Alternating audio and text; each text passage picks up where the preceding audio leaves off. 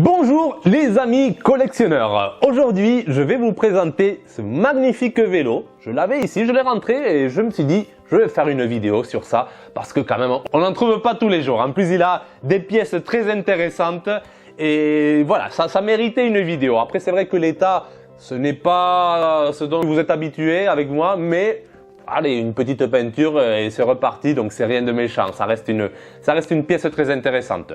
Donc déjà à première vue, quand on voit ce vélo, on peut croire, moi quand je l'ai vu, je croyais que c'était un vélo Peugeot. Mais après, à regarder de plus près, il y avait certaines choses qui n'allaient pas trop. Parce qu'il faut savoir que j'avais fait une vidéo aussi sur un Peugeot contre la montre de l'équipe Z. Et il ressemblait énormément, hein, mais après à regarder de plus près, ce n'était pas tout à fait ça. Il y avait des différences de soudure, la façon comment ils avaient placé les haubans et tout, c'était différent. Donc il y avait certaines incohérences. Et en regardant aussi, on voit que les logos Peugeot, ce sont des stickers qui sont grossièrement collés. Voilà, ça a été fait un peu, voilà, à la va-vite. Il y avait des incohérences. Donc du coup, j'ai cherché un peu, j'ai regardé et j'ai trouvé sur le jeu de direction qu'il y avait marqué Geliano. Geliano. Et c'est quoi Geliano? Ben Geliano, non, ce n'est pas une entreprise italienne. Voilà, Geliano, c'était un fabricant de cycles français. En fait, ça faisait partie du groupe Cycle Durette. D'ailleurs, l'entreprise, elle existe encore. Et Cycle Durette vendait plein de vélos, même ils exportaient avec plusieurs noms. Mais Geliano, c'était le nom le plus connu sous lequel il vendait le plus de vélos. Et Geliano, voilà, ça c'était italianiser les noms. Voilà, ça, comme j'ai dit, vélo italien, c'était à la mode. Donc beaucoup de marques qui n'étaient pas italiennes, elles faisaient ça. Elles italianisaient les noms pour mieux vendre en quelque sorte. Voilà, parce que les clients, ils aimaient tout ce qui était vélo italien. Et du coup, ça nous donne une piste. Moi, je pense que ça m'a déjà donné la piste que ce vélo, ça pourrait être un vélo Geliano. Et en cherchant sur Internet, j'ai retrouvé exactement la même forme de cadre sous le nom de Geliano. Donc déjà, je suis quasiment sûr à 99% qu'il s'agit en fait d'un vélo Geliano. Et Geliano, c'est vrai qu'il a produit beaucoup de vélos, on retrouve pas mal de vélos Geliano. Ici en France, en tout cas, ça se trouve assez facilement. Ils sont aussi connus par leur belle peinture, des fois en forme de galaxie, des étoiles. Ils faisaient de très belles peintures. Et derrière Geliano, il y a un artisan, un cadreur, qui s'appelle Francis Quillon, qui a travaillé pour Meral, qui a aussi travaillé pour Geliano et qui a ensuite créé Sifac. Et cet artisan aurait fabriqué beaucoup de cadres. Donc celui-là pourrait peut-être, ce sont des théories, mais peut-être il aurait pu être fabriqué par Francis Quillon parce que quand même les finitions sont parfaites. Et au niveau des soudures, là c'est des soudures polies, c'est très bien réalisé, c'est d'une précision impressionnante. Et donc pour moi, derrière il y a un grand cadreur qui a fait ce cadre. Et ça pourrait être Francis Quillon. Après, l'histoire de ce vélo, elle reste un peu incertaine. J'ai contacté certaines personnes, certains spécialistes. Il y a une personne surtout qui m'a dit que ça aurait pu être un vélo qui aurait servi pour l'équipe Z. Et comme vous savez, à l'époque, des fois, Peugeot et d'autres marques, ils ne fabriquaient pas les cadres des équipes professionnelles. Des fois, ils prenaient un cadre d'artisan, ils le rebadgeaient parce que c'était les sponsors et c'était eux qui payaient. Donc du coup, il fallait que tout le monde voit les étiquettes Peugeot. Mais ce n'était pas forcément des vélos fabriqués par Peugeot.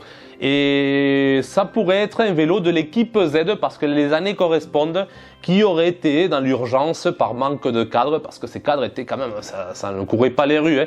Et par manque de cadre, ils auraient pu prendre un vélo Geliano et dans l'urgence, il aurait badgé Peugeot et c'était parti.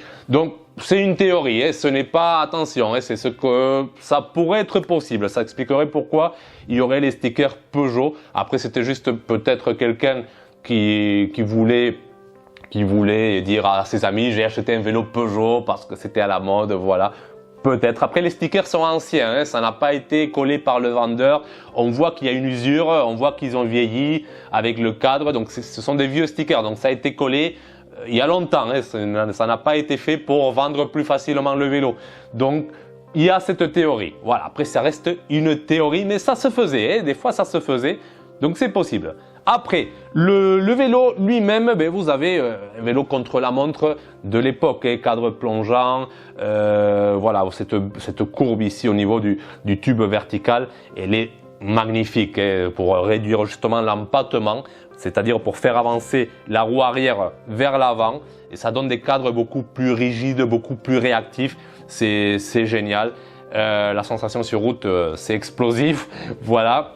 Après, vous avez la roue avant qui est plus petite, donc à l'arrière on est avec une 700 et à l'avant c'est une 650, donc roue avant plus petite, pareil pour avoir cette position penchée pour plus de réactivité.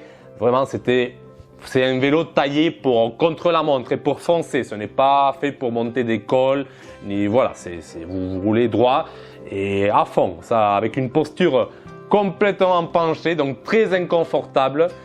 Si vous n'avez pas l'habitude d'utiliser ces vélos de contre-la-montre, je peux vous garantir que si vous roulez une demi-heure, vous êtes cassé du dos. Hein. C'est vraiment très inconfortable, mais c'est vraiment fait pour avoir cette posture hyper penchée, pour couper l'air, pour que l'air il circule, pour qu'il n'y ait pas de résistance, le minimum en tout cas, et voilà.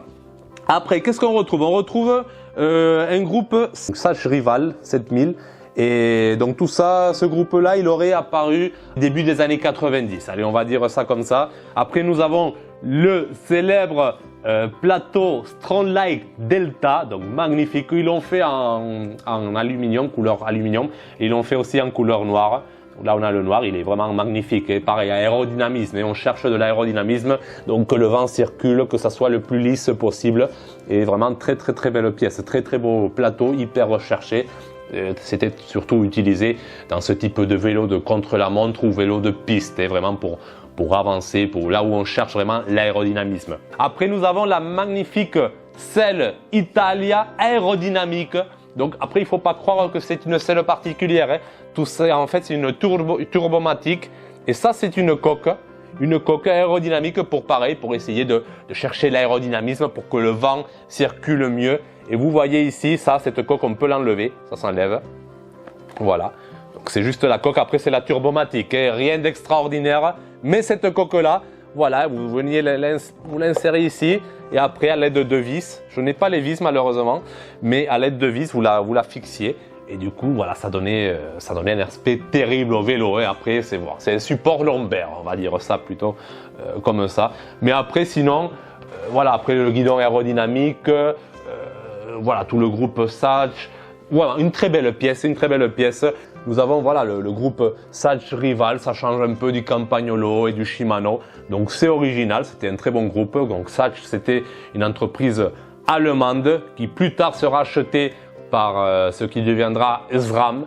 Donc Sage a été acheté par SRAM, donc voilà, actuellement SRAM c'est le groupe américain. Après les freins, c'était Modolo qui les fabriquait et non pas Sage, parce qu'il faut savoir que Sage était spécialisé dans tout ce qui était transmission, dérailleur, mais les freins c'était pas vraiment leur domaine, donc c'était Modolo qui leur fabriquait ces freins, et du coup après les badgés Sage, Rival, ils leur donnaient cette couleur spéciale du groupe, et ça se faisait beaucoup hein, parce que des fois vous aviez des marques qui étaient spécialisées dans un domaine et ils voulaient créer un groupe, un ensemble complet, et ils s'associaient avec d'autres marques qui étaient spécialisées. C'était aussi le cas pour le groupe français Speedel, hein. C'était l'association des dérailleurs Simplex avec les pédaliers Stronglight et les freins Mafac. Donc ils se sont tous assemblés et ils ont créé Speedel. Donc là c'est exactement la même chose. C'est un vélo quand même, si on repeint le vélo, on lui fait une belle peinture,